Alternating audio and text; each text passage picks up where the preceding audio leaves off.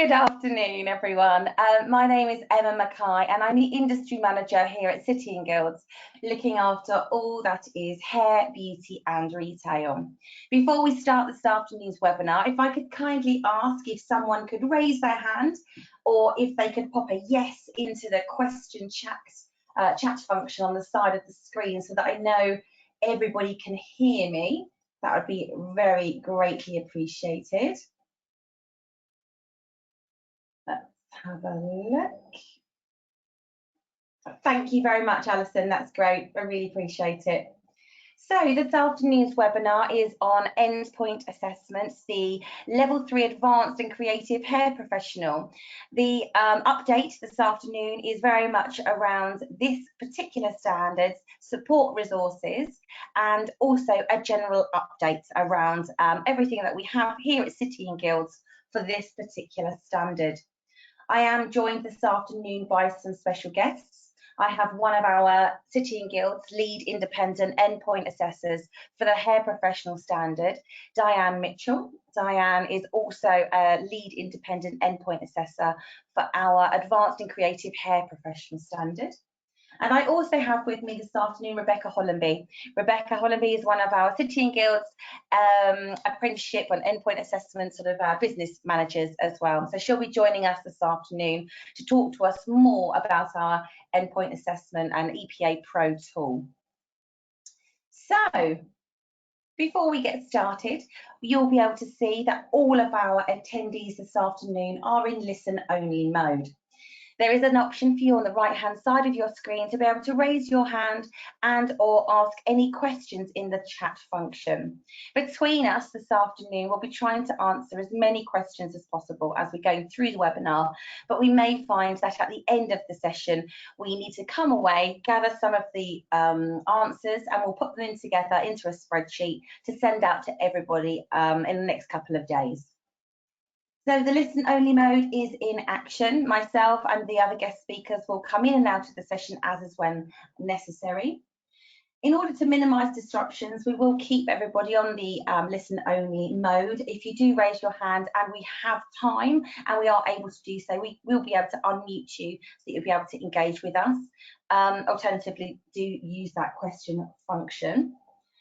And let's go on to our agenda. So our agenda for this webinar this afternoon. We've completed the initial introductions. We are then going to move into the assessment plan, reminding ourselves what the Advanced and Creative Hair Professional Assessment Plan looks like.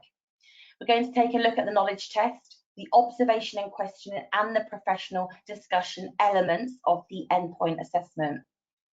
Diane is then going to take us through the support resources that we have produced, where they can be found and what's available for you to be able to use. We'll then be introducing Rebecca Hollenby, who will be able to talk to you through the EPA tool, and then we'll be taking any questions and answering as many of those that we can this afternoon. I do have a quick update for you before we move into the real depth of the presentation this afternoon. There currently is an ESFA, so an Education and Skills Funding Agency error in relation to City and Guilds being on the Endpoint Assessment Organisation Register. There's a technical error that has been held on ESFA's end, meaning that our Advanced Creative Hair Professional EPA offer has dropped off of the EPAO register for this standard. ESFA are aware of the issues and they are unable to fix this until the end of August 2021. So you'll see that we pop back on again in the August 2021 refresh. They have stated we are still on the Find an EPA part of their website that they also manage. I've put a little screenshot onto the screen there so that you can see that we are there, we do exist, nothing has happened on our end whatsoever. It purely is a technical error. Following today's webinar, Diane will be sending out the thanks and sort of any supplementary information that may be necessary, and we'll just include the link to that Find an EPA site webpage, just in case any of you need that, if you've had any difficulty finding us on the register itself. So I'd like to hand you over to Diane. Diane Mitchell is one of our City and Guilds lead independent endpoint assessors for both the hair professional and the advanced creative hair professional standards. Diane, can I welcome you into the presentation? Good afternoon, everybody. Thank you, Emma. Just want to say this is a follow-up presentation to something we did a little while ago. So if anybody wasn't on that previous webinar, once I send you out the recording of this and the slides, please email me and I'll resend the full presentation, which goes into a lot more detail. The reason we're doing this follow-up is firstly because we've had quite a few questions around it, but also because we've now produced some really great support resources to support you as the provider and the apprentice in preparing for the endpoint assessment for the creative hair professional.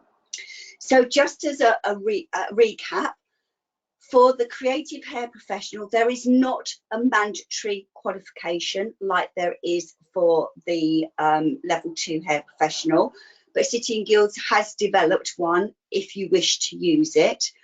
But for the endpoint assessment, now there are 3 parts. We've got the knowledge test, we've got the observation and questioning, and we've got the professional discussion. And we're going to quickly go through each of these, but as I say, if you want more details, I will send the previous webinar recording for you. Could you move to the next slide, please, Emma?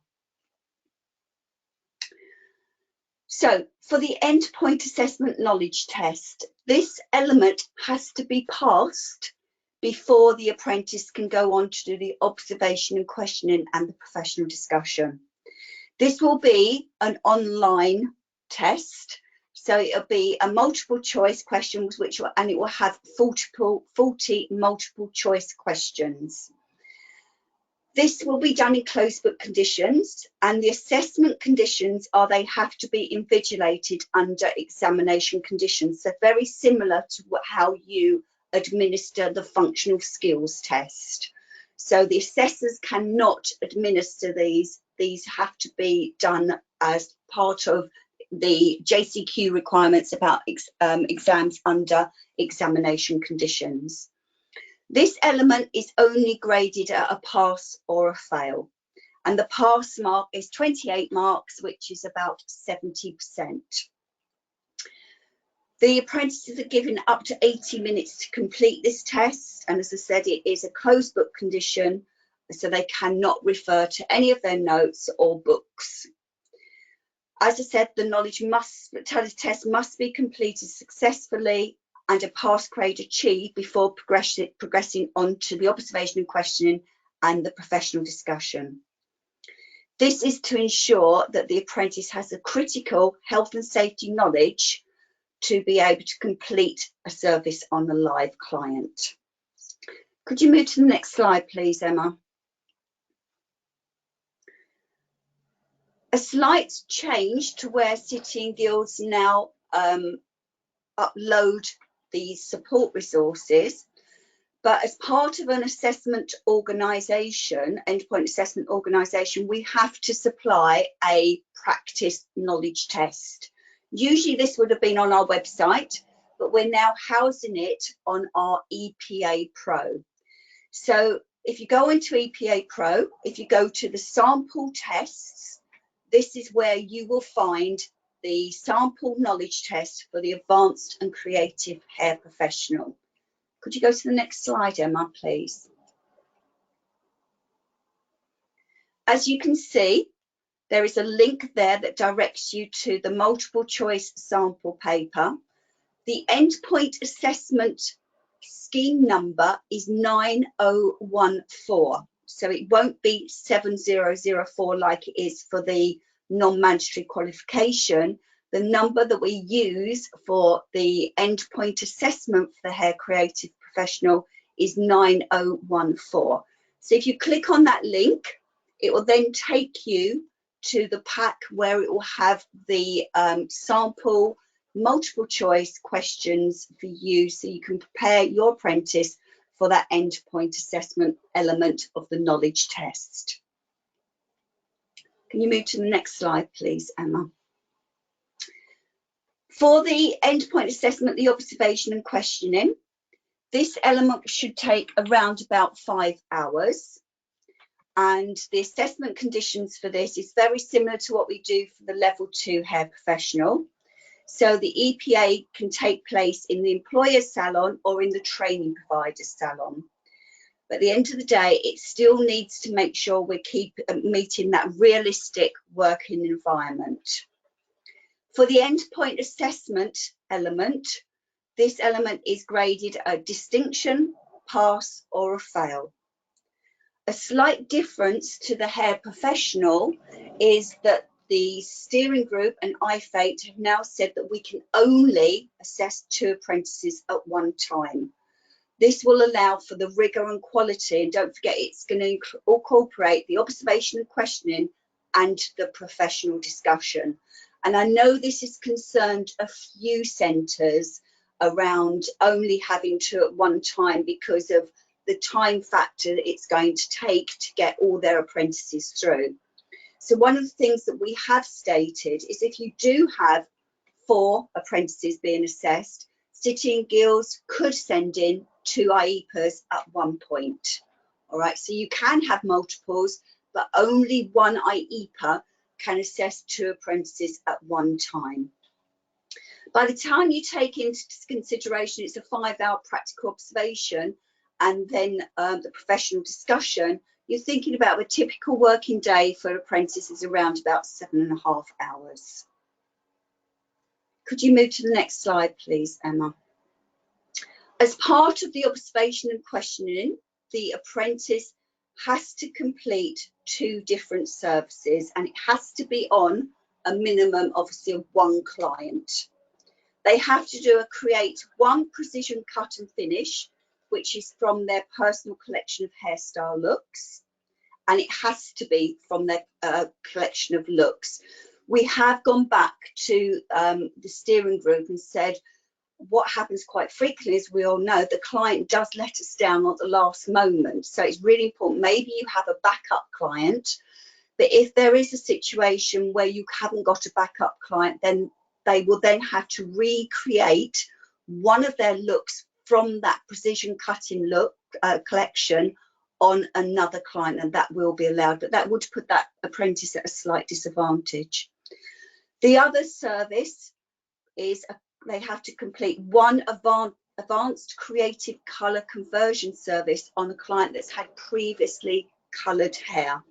And when we think about the advanced creative colour conversion service, it is your level 3 colouring techniques where you're combining your techniques. It's a creative colouring look. Would you mind going on to the next slide, please, Emma? So looking at the precision cut and finish, we've had quite a few queries around this element. So the apprentice must create 1 precision cut and finish from their personal collection of hairstyle looks. They need to show that they've got safe working practice and effective communication. They need to show that their sectioning and cutting guidelines have been achieved to carry out the required look. They have to show precision and personalised cutting techniques tailored to suit the individual characteristics of the client. They need to be prepared, have preparation.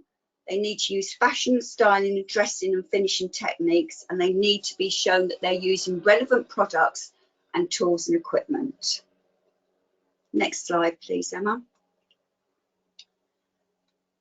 As I said, we've had some really interesting conversation about what is a precision cut. Now, precision cut, the definition of a precision cut is it's a cut that uses strong, accurate, clearly defined lines which could incorporate solid edge and zero elevation. But the examples of different looks could be a geometric look, an asymmetric look, a disconnection, an A-line bob or an inverted bob. But one thing we really want to try and make really clear is we don't force everybody to do an inverted or an A-line bob.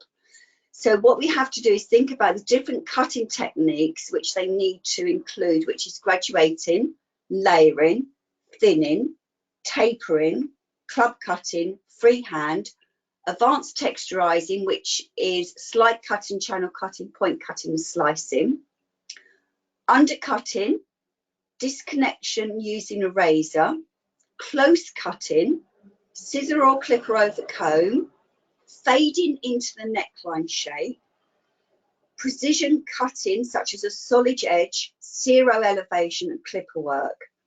But one of the things I wanted to bring to your attention is we're talking about fading and neckline shapes as well, where you're using scissor and clipper over comb. So that really contradicts slightly the thing about a solid edge and zero elevation. But this has been picked up directly from the assessment plan. So Emma, if you can just go to the next slide.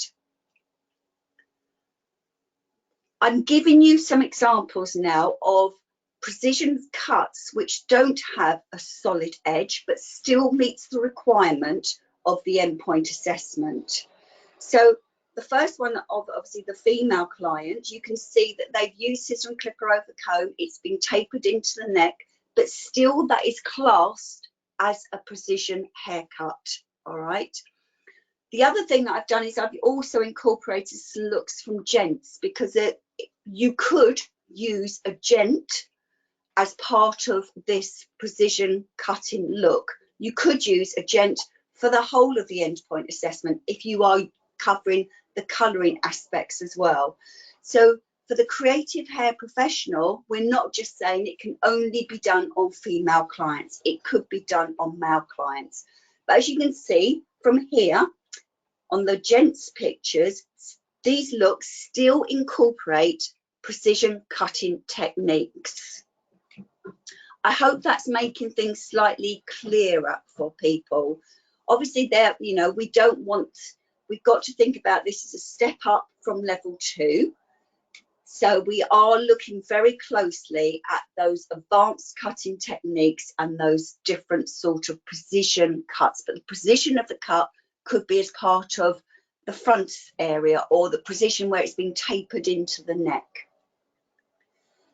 So for the colouring aspect, we're looking at advanced creative colour conversion. The apprentice must complete one advanced creative colour conversion service, and it has to be on a client that's had previously coloured hair, so they can show that how they're adapting their colouring technique to take into consideration the previous colour that has been applied. Again, they have to show effective and safe working methods and effective communication. They have to show that they've changed the depth and tone of the hair in accordance to legal requirements and that they have followed manufacturer's instructions. They need to be able to use creative sectioning techniques to personalise the colour result and enhance the finished look. And they need to use toning through bespoke creative formulation, colour blending, shading, and the resolution of any problems that may occur during the creative colour conversion. If the resolution of problems doesn't get observed through the observation, then that will form one of the questions that the IEPA will ask about, okay, if this happened, how would you resolve that colouring issue? Moving on now to the endpoint assessment professional discussion. This is a completely new area for hairdressing, and this is why we have done quite a few new support resources to support that apprentice and support you as a provider in preparing your apprentice for this professional discussion. So for the professional discussion, they have to, at Gateway, submit a portfolio of evidence, which typically covers their collection of looks. So there are 3 different collection of looks, which is one on styling, one on colour, creative colour, and their one on precision cutting techniques. And then in the standard, it talks about typically 17 pieces of evidence. It doesn't have to be 17 pieces of evidence, but you have to submit everything against that knowledge and skills that is required for that professional discussion.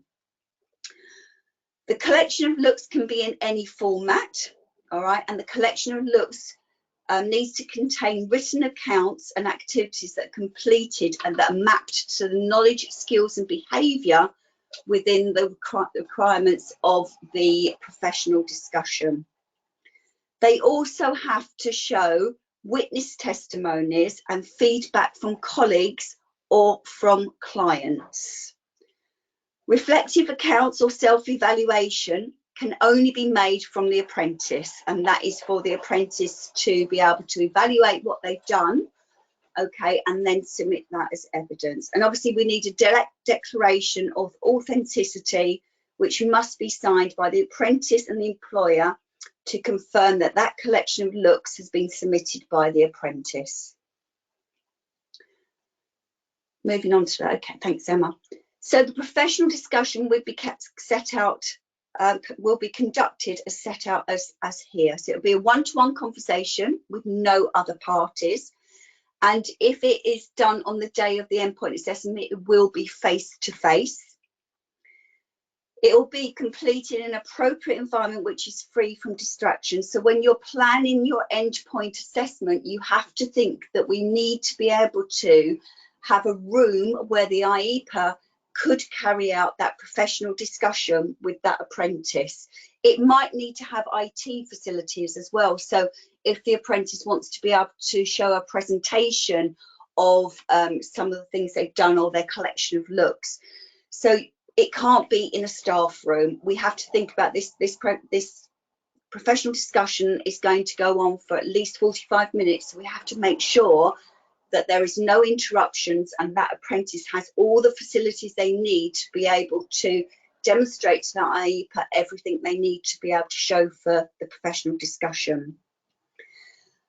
Obviously, the collection of looks needs to be, as part of the professional discussion, the IEPA will be going through the consultation, what aftercare advice, all those sort of things to be able to confirm that that apprentice has taken that client through that whole journey. They need to be able to consider the client's individual characteristics, any influencing factors, any tools and equipment, their techniques they use and their technical skills. So there's quite a lot to think about, especially for that professional discussion. So if we go on to the next slide, and I'm going to start to show you some of the support resources that we have now produced to support you as a provider and the apprentice in preparing for the endpoint assessment. So again, all these support resources are going to be housed on EPA Pro. So as soon as you've got your centre approval for 9014 to be able to carry out endpoint assessment with City and Guilds, then you will have access to all of these support resources. And when Rebecca comes on in a little while, she's going to talk to you a little bit about the how we go about getting approval for 9014, because it'll be slightly different to what we did for 7002. Because for the hair professional, don't forget the endpoint assessment was the final module within the qualification. So if you had approval for the qualification, you got approval for endpoint assessment. But within the creative hair professional, because there is not a mandatory qualification, you have to submit approval to get the approval to run the endpoint assessment with City and Guilds under 9014. So once you've got your, you've got your approval, you go on to EPA Pro and then you click on exemplar materials. You can go to the next slide, Emma. You will see that we have created an awful lot of support for you, because we really feel this is going to be a slightly different means of endpoint assessment than we've ever had for hairdressing. So you will see here, this is where all of the resources will be housed. You will see that what the resource is called and who it is designed for. So if it's designed for you as a provider or employer, or if it is as an apprentice. And as we've broken it down for the apprentice as well, if it's just a preparation or if it's a checklist or an activity for the apprentice to support them getting ready. If you go to the next slide, Emma, and I can just go through in slightly more detail exactly what we've got. So as you can see, we provided quite a lot of exemplar materials to be able to support you and the apprentices in getting ready for the endpoint assessment. So we go through things about how they're going to be graded.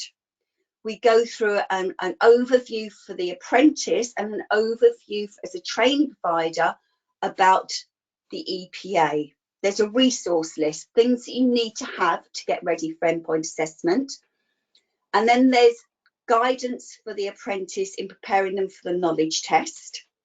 We've also got an activity for the apprentice to get ready for that mock multiple choice question. So you've got the activities prior, and then when you feel they're really ready, you can get them to do the mock assessment, which you find under sample tests, and then hopefully they will be ready to do that knowledge test as part of the endpoint assessment. There's a pre-observation self-assessment for the apprentice to make sure they've got everything ready for that practical observation.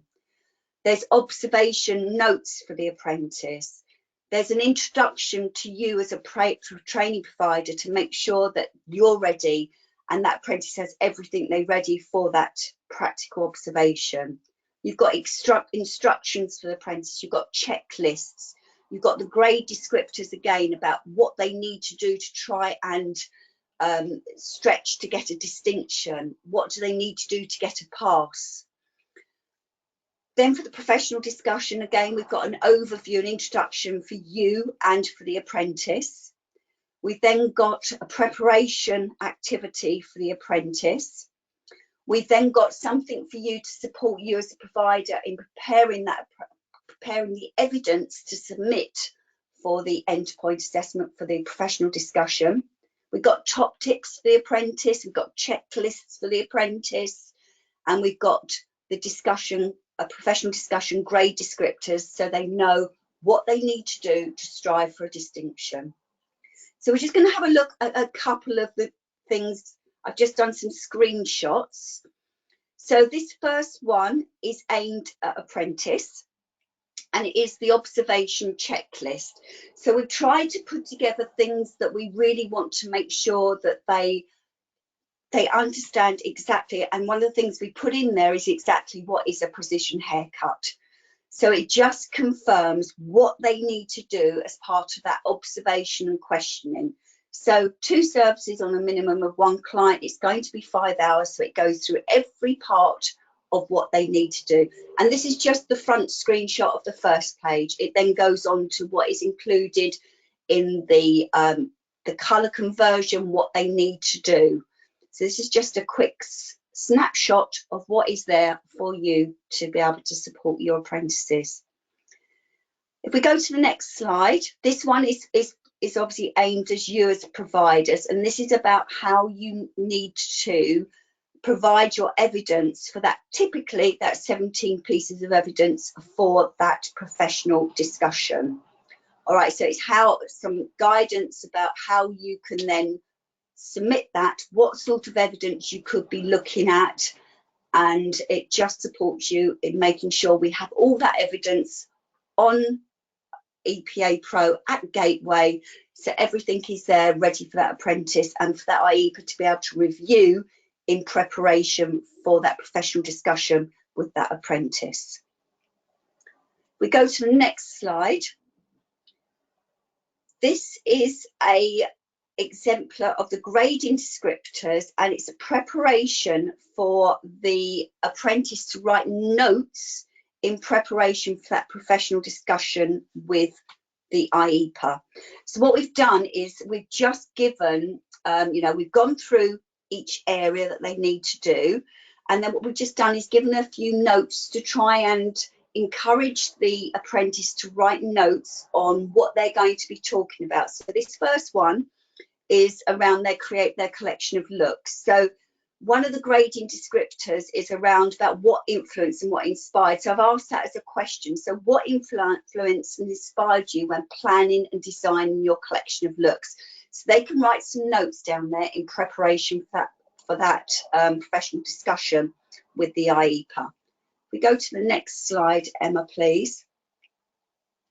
So the next bit I pulled out is again about the research element and who is the target group. So they can quite clearly see each of the skills area and each of the knowledge areas that the independent assessor will be grading them against. And don't forget, for the professional discussion, it needs to be led by the apprentice. Yes, the IEPA would have reviewed all of the evidence that had been submitted at Gateway, but it really is for that apprentice to lead that discussion. Don't forget, this is at level 3, and at level 3, a professional discussion is slightly different. They have to lead the conversation.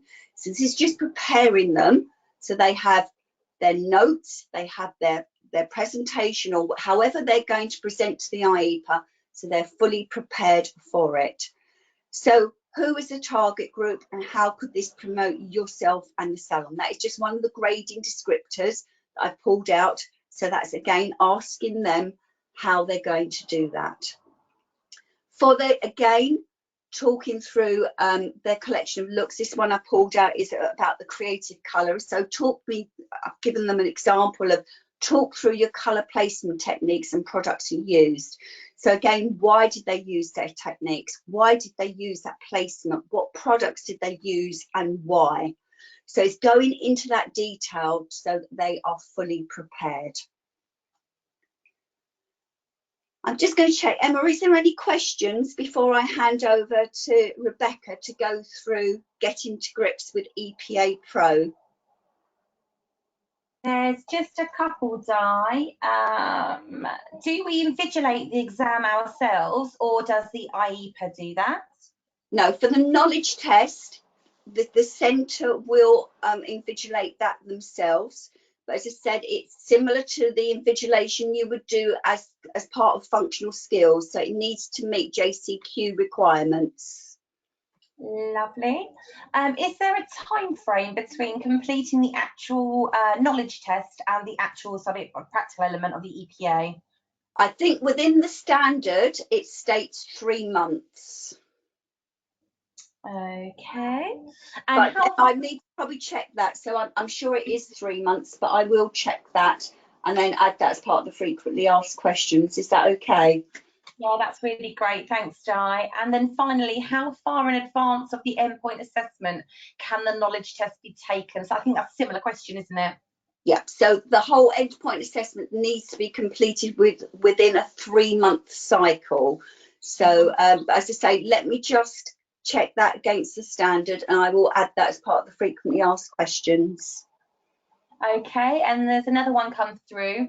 Can the 17 looks be from level 3 qualifications if we pay the extra for each learner? I'm not sure what that means. Right, we're talking about 17 pieces of evidence. The 17 pieces of evidence for professional discussion, it doesn't have to be 17 pieces of evidence. Obviously, and if you've got the endpoint assessment pack and once you see these resources, we have already detailed how we could possibly break it down into 17 pieces of evidence. But if you have possibly decided as a centre to use the qualification aspect, which is 7004, if they've completed the smoothing and strengthening assignment or the fashion forward trends assignment, you could put that forward as part of the endpoint assessment for the evidence for the professional discussion. And I think that maybe is what that question was around. So if you've used the qualification, you've picked up the assignments which have been created by City and Guilds, you could, if you wanted to, use that evidence towards your professional discussion. That's great. That's everything then for now. Thanks, Di. Okay, so I'm going to hand over to Rebecca now. Thank you very much. Emma, can you confirm that you can hear me okay? I can. Thanks, Beck. Lovely. Thank you very much. So good afternoon, everybody. I'm Rebecca Hollenby, and I'm one of 3 EPA partnership managers we have here at City and Guilds that will help you alongside every step of the way with regards to endpoint assessment. We work as a conduit between the booking team and the platforms and technical advisors, So any questions you have at any particular point, myself, and I'll make sure that our details are shared on the webinar note slides that will come out. But myself, Janice and Maurice are happy to support at any time. The first thing to say is that all new registrations will have to be put through EPA Pro. And just a little caveat, if you have any learners on Hair Professional that was on War Garden that needed resits or that need a retake booking in, all of these also need to move to EPA Pro going forward. We will do that in the background. We can work with you to achieve that, but just a big push to say that all new registrations will go on EPA Pro. So if you don't have an access yourself, speak to the person who would be down as a primary user within your centre and get yourself on as quickly as you can. Thank you very much, Emma. With regards to the approval process, as Diane mentioned earlier, the approvals for endpoint assessment are still done through War Garden, but you are just now applying to be approved for the EPA itself. So the qualification number, the endpoint assessment number is 9014-12. You need to go onto the War Garden under Quality Portal, Online Forms and EPA Application. The approval is free. We will turn it around within 48 hours. And as soon as we've given you approval, all the support materials on EPA Pro will be visible. The approval is just a confirmation of the standard that you want to deliver and your expectation of completions for endpoint assessments this year and next year. And that's just so we can manage capacity, make sure we've got the ACHPs ready for when you require your EPAs. Thank you very much. When your learners come to booking their endpoint assessment, and one of the questions that was just asked to Diane a second ago about the knowledge test, you'll progress your learners through Gateway as you would your level 2 learners or any learners that you work with City and Guilds already on EPA Pro for. To book that knowledge test, as soon as your learners are sitting in Gateway review and the showing is confirmed, at that point that knowledge test can be sat. So they have to be through Gateway, they have to be confirmed, but you don't have had to book your actual practicals to sit your knowledge test. As soon as we have checked your Gateway, as soon as they're sitting in confirmed, you can go on and book that knowledge test. One other point just to share on that is that you have to give us 5 days notice of when you want that knowledge test to be. So they're not automatic like they are with functional skills or with any knowledge tests that you do with part of the diploma. You have to give us 5 days notice. So if you was to book today on the 19th, you would be able to sit them from next week. They do then sit with you for 30 days. So if that learner couldn't sit next Monday, they are available for you to sit that knowledge test for 30 days following the date that you picked, but they don't come down any quicker. Any other questions on the knowledge test, do let me know. I'll put in the questions and we can pick up at the end. With regards booking these, sorry Emma, can you just go back a screen if you don't mind, please? With regards booking these assessments, once your learners through Gateway, they will move under the Assessment Booking tab within EPA Pro. Depending on how many you're going to book, whether it be 2 or 4, like was previously mentioned, you will need to book them and lift and drop them into the dates and times that you wish for the assessments to take place. So you would see your learners in the Assessment Booking tab. You would select all and click Book Apprentices. Thank you, Emma. And it would ask you to drag and drop the time and date that you want the assessment to take place. Now, it will ask you to book the knowledge test, but as I've just previously mentioned, the knowledge test you will book yourself independently via War Garden. The only thing that you need to tell us when you're making your bookings for this EPA is the date you want the ACHP activity, so for your observation in your PD. When you are dragging and dropping the date that you wish, you need to give us a minimum of around about 3 weeks notice. And the reason for that is with these standards, because we have to give the ACHP time to look at the documentation and the portfolio for the PD, we need to give that time to the ACHP, and that time is 10 working days. So if you give us up to around about 3 weeks notice, we will be able to work with the dates that you've provided us to source you an available ACHP. So you will drag and drop. Our EPA coordinator booking team would then search out for a ACHP, and you would have a confirmation email come back into EPA Pro, and depending on how you manage your communication settings in EPA Pro, that will be an email into Pro or an email into your inbox as well. At the moment, those emails will be per learner, but we are looking how we can make that a bit more of a smoother communication process with you and give you a booking form for the cohort of learners that you've got sitting on that individual day. Thank you very much, Emma. With something slightly different as well with this new EPA is the ability for you to upload your assessment info. So we'll need to have that portfolio uploaded into Endpoint Assessment EPA Pro for you. When we have confirmed a date, your learner will move down from the planning section to the assessment section. If you click on your individual learner in the assessment section, on the right hand side there'll be a little button that says manage on it. If you're clicking to manage and then go into assessment info, you'll be able to upload your portfolio showcase into there for us, and that's how the ACHP will access that documentation prior to the PD. Thank you very much, Emma. And then with everything within EPA Pro, on completion of the booking and completion of the individual components, you'll be able to download the individual eCert out of EPA Pro and their overarching certification. We will do the manual lift of moving your wall garden knowledge test result into EPA Pro as well. And in EPA Pro, you'll be able to download the record of completion of achievement for that aspect as well. So everything will move into EPA Pro. It's just a booking of the knowledge test that you will do on wall garden. Thank you very much, Emma. If you have any questions at all on how to work Pro, where the materials are, how the system works, what the SLAs are for any of those individual steps with regard to that system, do reach out or ask a question and we can make sure that we can give you some specific support. Thank you very much. Thank you, Beck, ever so much. We really do appreciate you joining us this afternoon. Diane, if I could just ask you to join me again. There's just one more question that's come through. Yeah. Of course, if anyone else has got any questions that they'd like to ask in these last few moments, please do pop them into the question function on the right-hand side of your screen.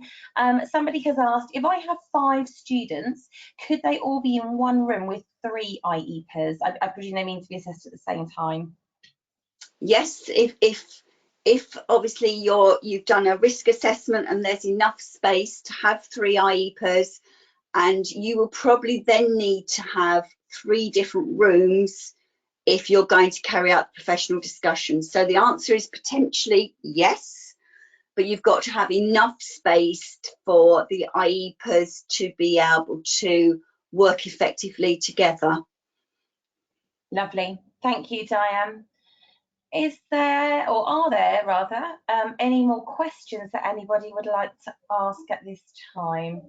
If you could... Emma, can I just clarify something? I did say about the reflective accounts as part of professional discussion. Sorry, the apprentice cannot submit their reflective accounts as part of the evidence for the professional discussion. Okay, thank you, Diane. That's really helpful. Well, that brings us to the end of our webinar this afternoon. Many thanks, as always, to both Diane and to Rebecca. We're going to be finishing the webinar and closing the webinar now. So thank you very much. Take care if you're about to start your summer break, and we will see you very soon. Many thanks. Bye-bye.